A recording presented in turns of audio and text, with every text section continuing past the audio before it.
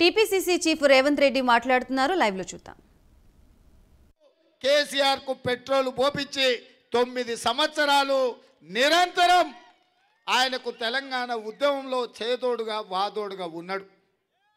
మరి నేను ఇవాళ అడుగుతున్నా, మా నేతన్నలారా మీరు ఆలోచన చేయండి. ఆనాడు పార్టీ పెట్టినప్పుడు నిలువ నీడ లేనప్పుడు చంద్రశేఖరరావుని ఎవడు నమ్మనప్పుడు కొండా లక్ష్మణ్ బాపూజీ ట్యాంక్ బండు మీద తను నివసిస్తున్న బంగళాను పార్టీ ఆఫీస్ కోసం ఇస్తే ఆయన తుది శ్వాస విడిచినప్పుడు కనీసం ఆఖరి చూపులు చూడడానికి ఆ శవం యొక్క దహన సంస్కారాలకు కూడా హాజరు కాలేదు అంటే ఎంత దుర్మార్గుడో, ఎంత నీచుడో, ఎంత నమ్మక ద్రోహో మీరు ఒక్కసారి ఆలోచన చెయ్యండి. ఇవాళ తెలంగాణ రాష్ట్రం కోసమే బ్రతికి తెలంగాణ రాష్ట్రం కోసమే పదవీ త్యాగం చేసిన గొప్ప నాయకుడు, గొప్ప నేత, స్ఫూర్తి ప్రదాత తెలంగాణ బాపూజీ కొండా లక్ష్మణ్ బాపూజీ. అట్లాంటి కొండా లక్ష్మణ్ బాపూజీ పేరు ఇవాళ వచ్చిన తెలంగాణ రాష్ట్రంలో ఎక్కడైనా వినిపిస్తుందా? మీరు ఆలోచన చేయండి సోదరులారా.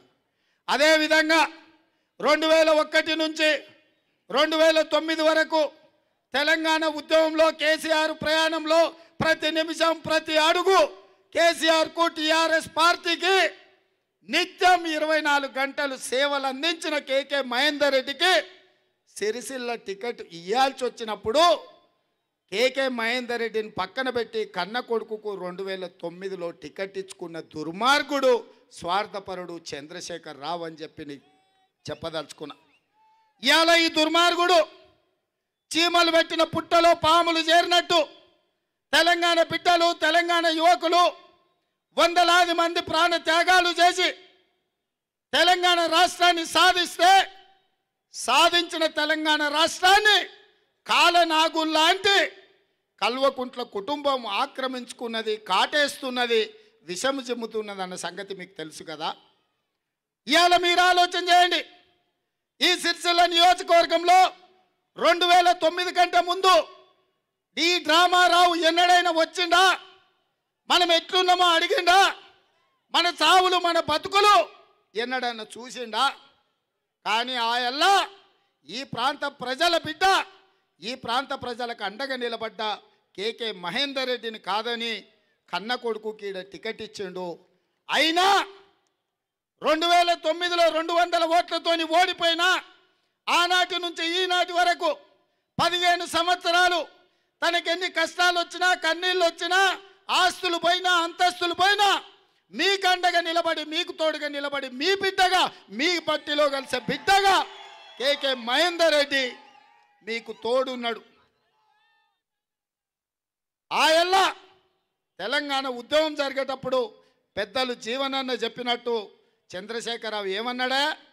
నా పిల్లలు అమెరికాలో ఉన్నారు, ముసల్ది నేనే ఉన్నాం, పావుసే 2 కుట్టే 2 పూటలు తింటాం, తెలంగాణ రాష్ట్రం సాధిస్తాం, ఈ రాష్ట్రానికి కాపలా కుక్కలాగా పనిచేస్తాను. ఇవాళ నేను అడుగుతున్న కాపలా కుక్క పిచ్చి కుక్కలాగా మారి ప్రజలందరినీ అరుస్తుంది కదా. నిన్నగాక మొన్న అంబర్పేటలో 6 ఏళ్ల పసిబాలుడు రోడ్డు మీద ఆడుకోవడానికి పోతే నిజామాబాద్ జిల్లా కుటుంబం వలసపోయి హైదరాబాద్లో బతుకుతుంటే రోడ్డు మీద 6 ఏళ్ల పసిపిల్లగాని పిచ్చి కుక్కలు పట్టి పీక్కొని తింటుంటే కనీసం ఆ కుటుంబాన్ని పరామర్శించాలని, ఆ కుటుంబాన్ని ఆదుకోవాలన్న సోయి కూడా ఈ కాపలా కుక్కకు లేదంటే ఈ కాపలా కుక్క పిచ్చి కుక్కగా మారింది.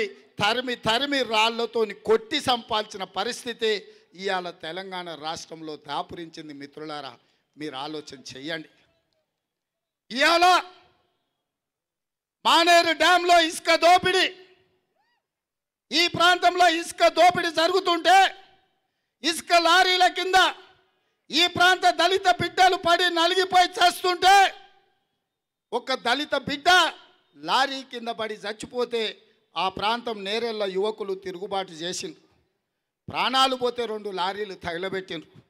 ఆ దళిత బిడ్డల్ని పోలీస్ స్టేషన్లకు తీసుకెళ్ళి కోదండం వేసి కొట్టి కరెంటు షాకులు ఇచ్చి సంసార జీవితానికి పనికి రాకుండా దాడులు చేసిండ్రు కదా. నేను అడుగుతున్న ఈ డ్రామా రావును, మీ ఇసుక దోపిడికి మీ ధన దాహానికి దళితులు బలి అవుతుంటే ఆవేశానికి లోనైన యువకులు తిరగబడితే 2 లారీలు కాలిపోయి ఉండొచ్చు. 2 కాదు, ఇవాళ మేమందరం కలిసి 4 లారీలు ఇస్తాం. ఆ కొట్టిన దెబ్బలు వెనక్కి వస్తాయా, ఇవాళ వాళ్ళ సంసార జీవితానికి పనికొస్తారా అని నేను అడుగుతున్నా.